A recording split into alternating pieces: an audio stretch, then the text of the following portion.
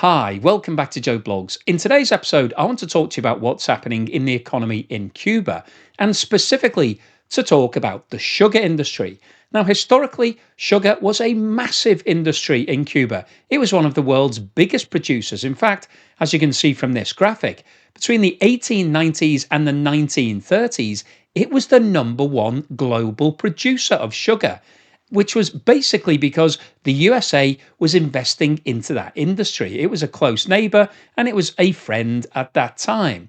Now, by the 1950s, before Cuba went all in on communism, it was still holding a top three position and was producing over 6 million metric tons per year.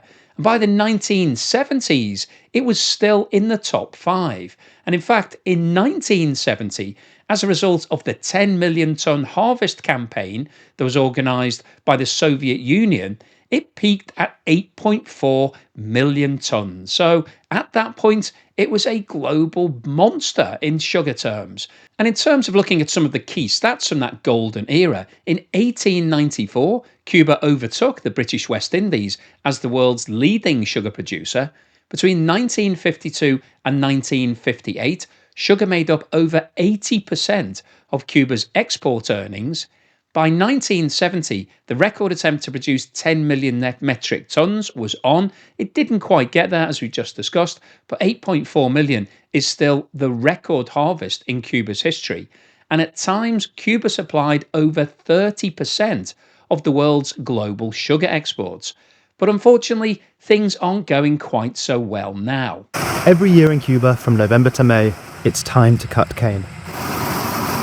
Using harvesters built in Soviet times, the island's sugar industry is in decline. In the 1980s, it produced 8 million tons of sugar a year. But these workers now face more difficulties than ever before. This year, the cane is overgrown with weeds. There's no herbicide and no fertilizer for the cane. You've got to feed the cane. If not, it doesn't grow well. For this harvest, Cuba used 10 times less herbicide and fertilizer than 6 years ago. So I think that's an interesting point that's been raised there, that when you think about the economics of keeping a business going, you might just be thinking, well, it's just making sure that the machinery is operating, you've got enough people, and that you've got enough power to be able to keep that machinery running. But when you're talking about agricultural industries, you also need to think about what might happen to the crop itself. And as you've just heard, two of the most vital things are fertilizer to make sure that the ground has enough nutrients to make sure that the crop grows and maximizes its output, and also herbicides to make sure that no pests are coming in and eating away at all of your profits. And unfortunately, as Cuba has seen its revenue falling and therefore has less money, it hasn't been able to afford to invest into things like herbicides and fertilizer. So that means that you're generally getting a lower and lower crop in terms of when you harvest it. You don't have as much as you had previously because, firstly, the ground isn't growing as much if it doesn't have the nutrients. And secondly, when it is growing, if it's being attacked by pests, then you're obviously going to yield less than you would if you had herbicides. Sugar is part of Cuba's national identity. Cane was first brought to the island more than 500 years ago by the Spanish. Slaves were shipped here to cut it, and to transport cane to refineries, Cuba became the first country in Latin America to have railways. But scant cane deliveries mean this refinery, which was built to run continuously, is often shut down. Now, I wanted to show you that footage because it really gives you a flavour of the age of the machinery that we're talking about here. That looked like something from over 100 years ago in terms of those delivery trucks and the huge cogs that are working in that industry. When you think about some of the really high-tech industries that you see these days, you don't imagine seeing large rusting cogs. We've had to turn off the refinery quite a few times this last month because there's not enough fuel and things break when we turn it back on again. And breakdowns are harder to handle when there's no cash. So I think there's a couple of really interesting points there. Firstly, The machinery was built to be operated constantly. So you're not meant to be switching it on and then switching it off. It's not like a Hoover or an iron or something that you use in your house. This is large scale machinery that wants to be working constantly. And when you do shut it down, that means that there may be problems when you turn it back on again. And that's exactly what Cuba is experiencing right now. And one of the reasons why they're having to shut it down is because they don't have enough fuel to keep all of it running. So that goes back to the economic problems that Cuba have been experiencing over the past 10 or more years. Now, in terms of what the sugar is used for in Cuba, I thought this was an interesting graphic. It shows the breakdown of the estimated use of Cuban sugar, and you can see that the single biggest use is household and food products. 40% is made up from that source. The rum industry utilizes 25%, and we'll go on to talk about the rum industry in a lot more detail later in the video, but it's one of the biggest exports for Cuba. And in order to be a genuine Cuban rum, it has to use genuine Cuban sugar cane. So if you're not producing enough, then that's going to be a problem, because you can't just import it and continue saying that this is genuine Cuban rum. The hospitality sector uses 20%, then 10% is used for bioenergy and ethanol, and then 5% is pharmaceutical and industrial use. If you have a look at this chart, it shows the decline in the sugar industry in Cuba. So you can see that at the peak period, as we just discussed in 1970, 8.4 million metric tons were produced. However, this year, 2025, the original estimate was 250,000 tons, which is obviously a massive fall. We'll have a look at the graph in a moment, compared to where it was in 1970. But unfortunately, it's going to miss that by a long way. The estimate at the moment is that it could be as much as 100,000 tons less. So it might come in at around 150,000 tons. And that represents a decline of over 98% compared with where the industry was back in 1970. Now, in terms of the contribution of sugar, back in 1953, sugar was contributing 13% of GDP. That's a huge amount for one single product. Today, it's less than half of 1%. So that is a huge fall. And obviously, there's a huge loss of revenue there. And this isn't because Cuba has replaced its agricultural industry with lots of other things. It's just that Cuba isn't earning as much money as it was back in 1953. And in terms of the number of sugar mills, the sort of mills that we've just looked at, back in 1989, when Cuba produced 8 million tons, so a massive year also, it was operating 156 mills. Today, there are only 36 operational, and not many of those are active. We don't really have the exact details, but it's possibly less than 10 right now. Now, in terms of the revenue from exporting sugar, back in the 1980s, Cuba was earning over $1.5 billion per year. Today, it's less than 100 million. So again, that represents a huge loss from Cuba's point of view, because they haven't offset that loss with growth anywhere else in the economy. As we discussed earlier, in global rankings terms, in the 60s and 70s, Cuba was sitting in the top 3. Now it's not even in the top 40. So it is a really small player in the sugar markets. And in fact, in the last 2 years, Cuba has now become a net importer. It's actually producing less than it uses. We'll have a look at that graph in a moment. And in terms of the number of people employed in the sugar industry, back in the 1980s, it was over 400,000 people. Today, it's less than 40,000. So that represents a fall of 90%. And again, there hasn't been a lot of other jobs. It's not because people don't want to work in the agriculture sector anymore, like in a lot of developed economies where we see movements away from rural areas into urban areas where people start taking on jobs. This is just a simple reduction in total employment in Cuba. So you can see the real problems that are now happening in Cuba. And in terms of the notable milestones in the decline of the sugar industry, well, obviously the biggest one was the breakup of the Soviet Union in 1991, because up until that point, the Soviet Union was a close ally of Cuba, and it was actually exchanging a lot of oil for sugar. So there was a trade agreement in place between the Soviet Union whereby it would provide lots of free oil, and in exchange for that, Cuba would send over lots of sugar. So that was seen as a good barter trade arrangement. But unfortunately, when the Soviet Union broke up and Russia went into decline, then those deals ended, and that basically killed the demand and also the investment into the industry. That's the key issue here, is that Cuba doesn't have the capital to be able to keep investing into things like the industry, the machinery, the herbicides, and the fertilizer. And so the loss of that ally and Soviet Union was really devastating for the sugar industry. In 2002, Fidel Castro closed over half of the country's sugar mills as part of industry restructuring. So that was partly due to the fact that there was a lack of investment into the industry. So a lot of those mills would have gone into disrepair. They would have been breaking down a lot. So he decided to restructure the whole thing. But obviously, if you're closing half of the mills, it means that you're not going to produce anywhere near as much sugar as you did historically. Now, between 2013 and 2020, production continued to decline below 1 million tonnes, and the infrastructure got older and more decrepit, and there was less investment going into it, and so it was basically dying on its feet. By 2023, production had hit 350,000 tonnes, which was the lowest in more than 100 years. And as I mentioned earlier, this year it's expected to be less than 200,000. So we are seeing this industry completely falling apart in Cuba. And the reasons, as we just touched on, was the loss of the Soviet subsidies, which previously brought sugar above market price. So it was paying more to Cuba than the sugar was actually worth. So that was basically helping the Cuban economy. Once that stopped, obviously Cuba really suffered because it was a double whammy. Firstly, they couldn't sell the sugar for the same amount, and so they were losing revenue, but also they couldn't produce the same amount of sugar because they didn't have anybody investing back into the industry. It's got decaying infrastructure and outdated mills. We saw the video earlier of the mills. They look like something out of the 19th century, never mind the 20th or 21st century. There's now a lack of fuel, fertilizer, and spare parts.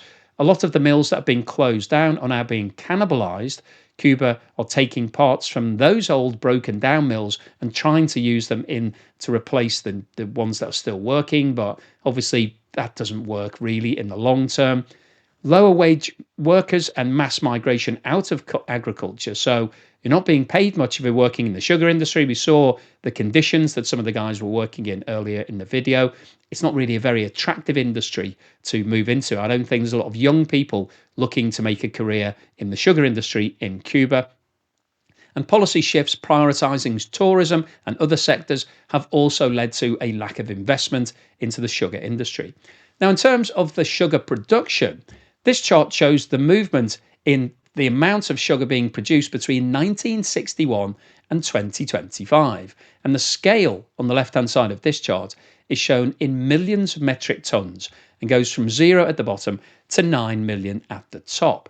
So you can see that between 1960 and 1990, which was the era when the Soviet Union was supporting Cuba. That was a period of the Cold War when the Soviet Union was very close to Cuba. You can see that the level of production was very high, and it ranged between 6 million and 8 million. And so that was the heady days of Cuban sugar production. But following the breakup of the Soviet Union, you can see that there was a rapid decline in the amount of production. By 1995, production had fallen from 8 million to around 3.75 million. We then saw a little bit of a bounce back in the later 1990s. However, that soon deteriorated, and by 2005, production was down to around 1.5 million tonnes. And over the last 20 years, we have seen that coming down steadily and progressively. And as I've discussed, it's going to be less than 200,000 this year. And if we zoom in and have a look at what's been happening over the past 10 years, you can see that there is almost a straight line decline here. Every single year, Cuba is seeing a fall in the production of sugar. It's not making as much sugar, therefore it won't be earning as much revenue.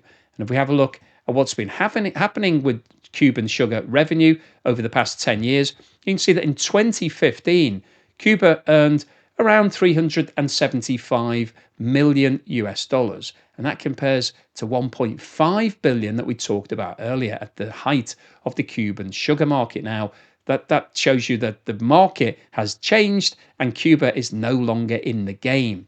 And over the last 10 years, there has been a steady decline in line with this steady decline in production that we just looked at. And today, we're looking at less than $100 million compared with that 1.5 billion historically. So this is a sad day really for Cuban sugar industry.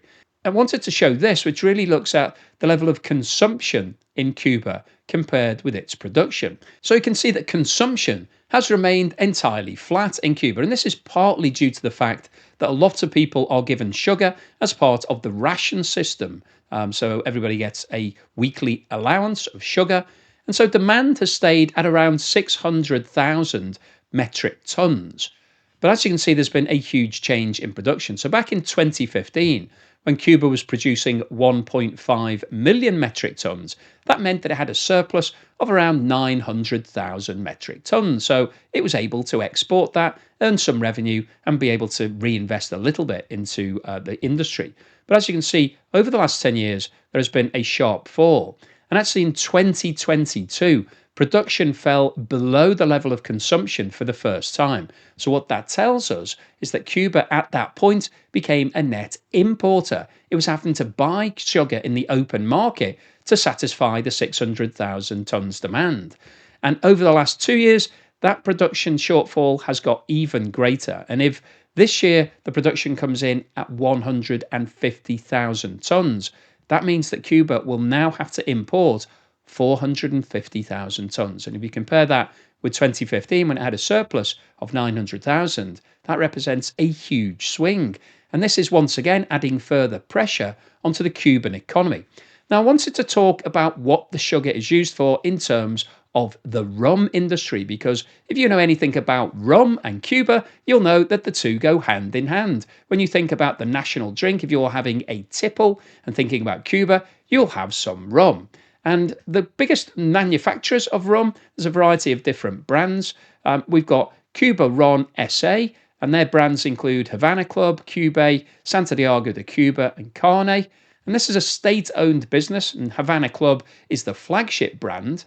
There's actually a bit of a dispute between Havana Club that's produced in Cuba and Havana Club that's produced by Bacardi. Bacardi was a family that was producing rum in Cuba up until the Fidel Castro regime. The family fled and took the Bacardi brand with them.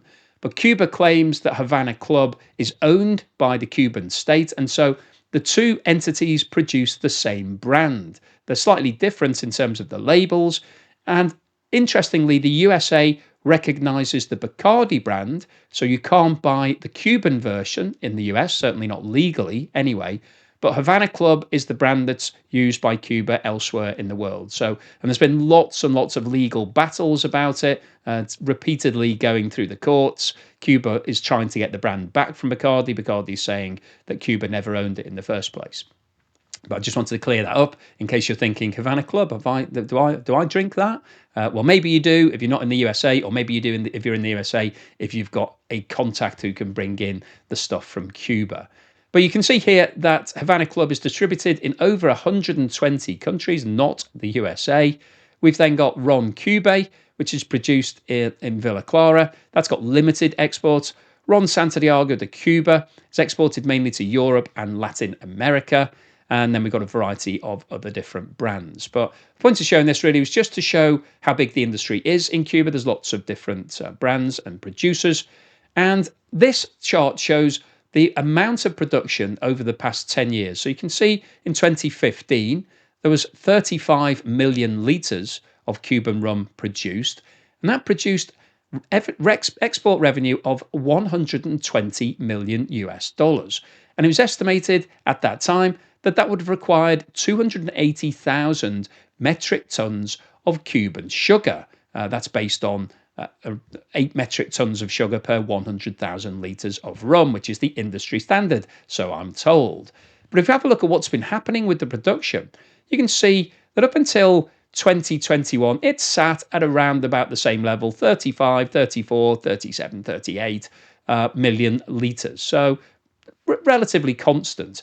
The revenue is interesting because you can see that it rose between 2015 and 2019 from 120 million to 140 million. However, as competition has increased globally and the price of rum globally has gone down, and also some of the Cuban brands have moved into the lower end of the market, so they're not operating just at the premium end where obviously you earn more revenue. They're now selling at a lower price point for some of the brands. Actually, revenue started to come back down. So despite the fact that Cuba was still selling around about the same in 2020 and 2021, revenue fell from 140 million to 125 million. But if you have a look at what's happened in the past 3 years, you can see that the production has actually fallen. So it fell to 30 million litres in 2022, which was the lowest out of any of the years shown here at that point. It then fell further to 28 million in 2023, and in 24 is recorded at 30 million. So there's a significant drop here in the volume that's being produced by the Cuban rum manufacturers. And in terms of the revenue, you can see that that's come down as well. So in 2022, it dropped to 110. In 2023, it was down to 100 million. And in 2024, it was actually down to 95 million. And if we look on the right-hand side here at how much sugar is needed to produce the current volume of rum, you can see that in 2024, the 30 million litres needed 240,000 metric tons of sugar from Cuba. Now, as I've just discussed, the estimated production for 2025 is around 150,000 tons. So you can see here that Cuba isn't producing enough sugar now to be able to satisfy all of the demand for the rum industry. And as I said, in order for the rum industry to claim that this is traditional Cuban rum, authentic rum, it needs to use Cuban sugar. And if we go back to this chart, which shows the breakdown of what sugar is used for in Cuba, you can see that the rum industry only actually represents 25% of demand. So if the rum industry used all of the 150,000 tons of sugar being produced, then all of the rest of these categories would need to import their sugar, plus the rum industry would also need to import probably another 100,000 tons because it would be short compared to what it needs.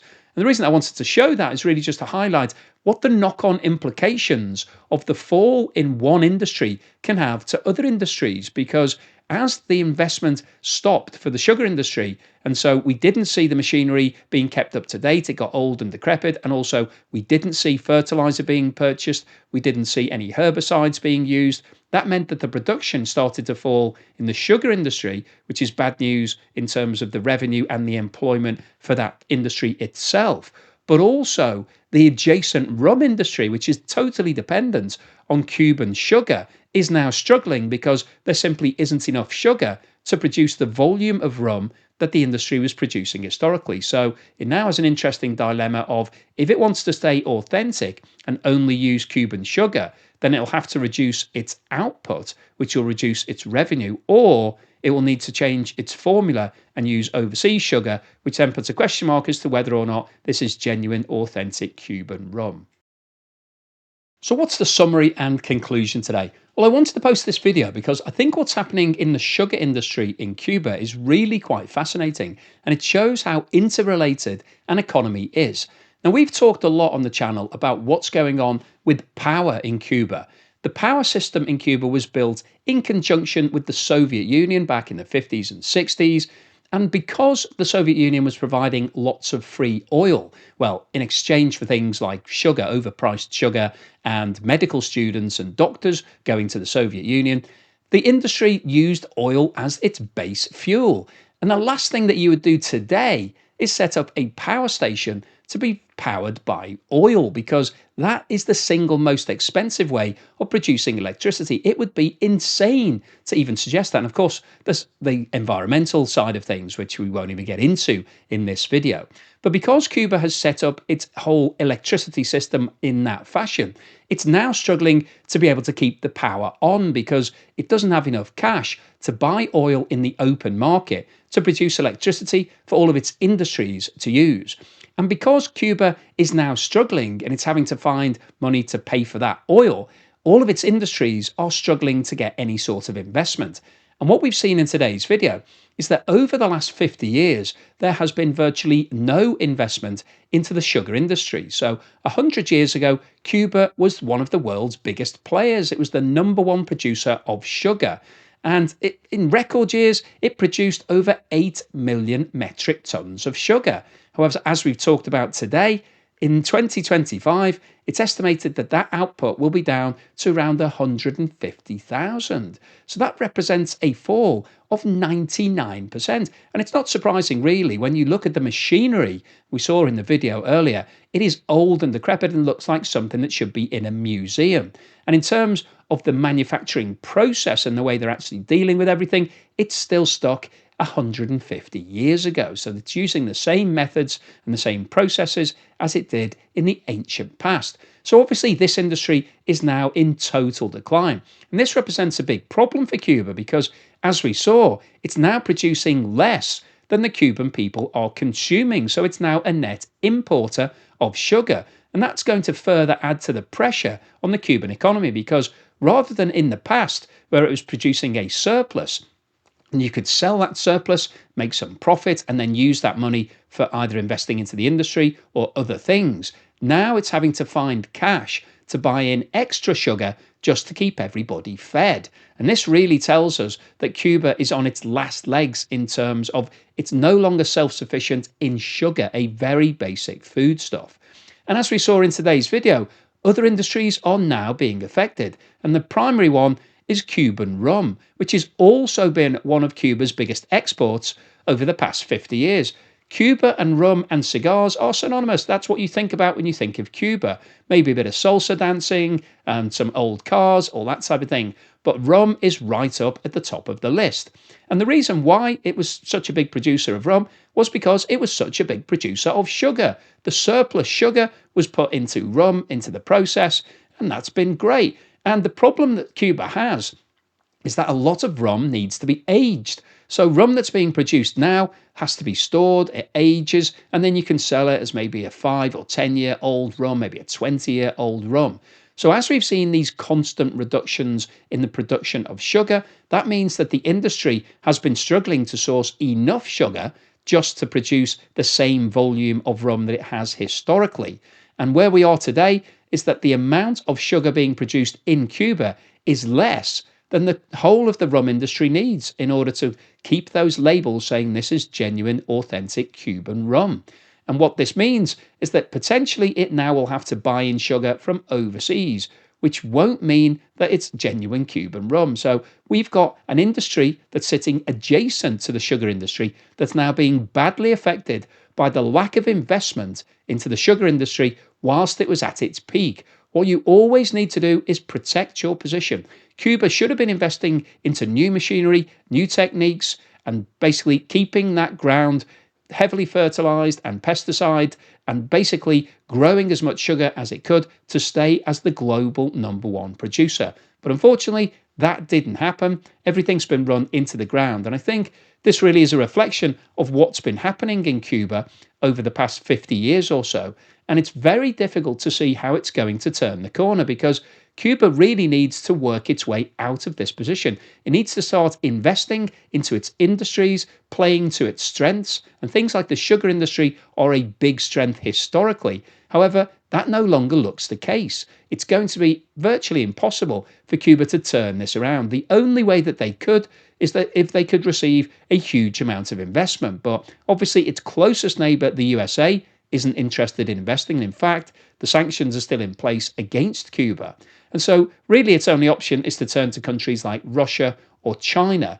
And it's doing that, but they aren't interested in bringing back the sugar industry, reinvesting tens of billions of dollars to try to get it working again. It's just simply not going to happen. So the overall summary of today's video is that we are seeing a very sad decline in what was once the jewel in the crown in Cuba's industry. Sugar was a major output from Cuba's point of view. It was one of the biggest players in the world 100 years ago. It's now not even in the top 40. And in fact, it's no longer producing enough sugar just to feed its own demand. So hopefully you've enjoyed today's video, you found it useful, informative and thought-provoking.